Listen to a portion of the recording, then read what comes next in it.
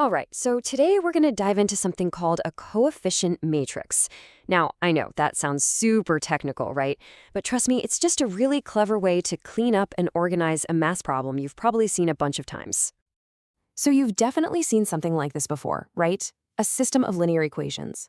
The whole point is to find that one special value for x and that one special value for y that makes both of these statements true. But you got to admit, it looks a little messy. All those x's, y's, plus signs, it's kind of visually cluttered.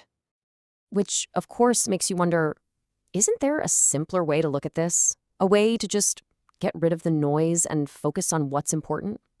Well, there is, and that's exactly what the coefficient matrix is for. Okay, let's get the textbook definition out of the way first. A coefficient matrix is the matrix formed by the coefficients for the variables in the equations. Yeah, I know that sounds like a mouthful, but don't worry, we're going to break it down and you'll see it's actually super simple. The most important word in that whole definition is coefficients. So let's zoom in on that one part first. What exactly are the coefficients here? Okay, look at our first equation. 2x plus 3y equals 8. The coefficients are just the numbers attached to the variables, so that's the 2 and the 3. Easy enough. Now, for the second one, 4x minus y equals 2. The coefficients are 4 and, well, what's in front of the y? It's a minus sign, so we treat that as a negative 1. That's a classic tricky spot, so always remember that invisible 1 is there.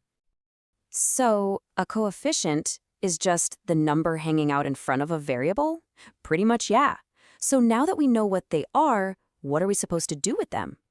Exactly. And now for the fun part. Let's actually build this thing, this matrix. It's really just a step-by-step process. It's basically a three-step recipe. First, you want to make sure your equations are lined up nicely, with the x's over the x's and y's over the y's. Good news, ours already are. Step 2, you pinpoint all the coefficients, which we just did. And then step 3, you just pluck them out and put them into a little grid, keeping them in the exact same spots. So for our first equation, the coefficients were 2 and 3, right? Boom, that becomes the first row of our matrix. The second equation had 4 and negative 1. That becomes our second row. See how that works? We're literally just pulling out the numerical skeleton of the whole system. And here's a great look at it side by side. On the left, you've got the whole shebang. Variables, equal signs, everything. And on the right, just the clean, simple coefficient matrix. It's the same information, just distilled down to the bare essentials. Seriously, don't let that word matrix throw you off. All it is a box. It's just a box to keep the important numbers organized and in the right order. That's it. Okay, so we put the numbers in a box. It looks tidier, for sure. But why? What's the point of doing this? Why is this such a big deal in algebra? Well, there are a few huge reasons. For one, it just gets rid of all that clutter. The x, the y, the equal sign, so you can focus on the numbers themselves. But here's the real game changer. This format is exactly what computers need. When you have a really massive problem with tons of variables, you're not going to solve that by hand. You're going to use a computer or a powerful calculator, and this matrix is the language they speak.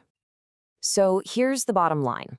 Making a coefficient matrix isn't just about making things look neat. It's the critical first step to take a messy problem that we understand and turn it into a simple, organized problem that a computer can solve in a flash. So we've neatly boxed up all the numbers. Well, almost all of them. You might be wondering, hey, what about the 8 and the 2, the answers? We've organized the puzzle's numbers, but what about the answers? How do they fit in, and how does this little box actually get us to the solution? Well, that's where things get really interesting.